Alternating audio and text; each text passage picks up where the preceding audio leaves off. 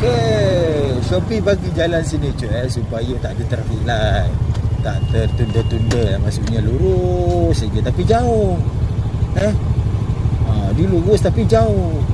Perjalanan ni kalau macam dekat Melati tadi, dia dekat.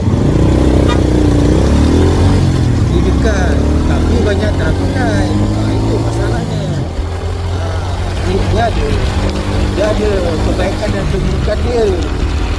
Okey, jom jalan.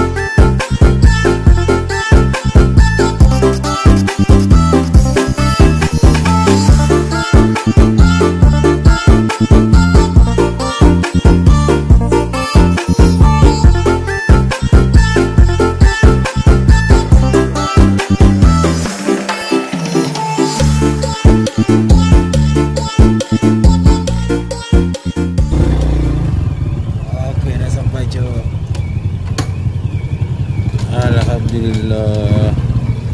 Okey. Ni dia cok 12. Atau nombor 13 kita hantar ambil gambar ke customer dulu, hantar ke customer dulu. Pastikan untuk customer tahu makanan dia dah sampai ke belum. Saya ada betul kah? Memang betul. Alright. Ambil 2 lah macam tu, 3 ke macam tu lah.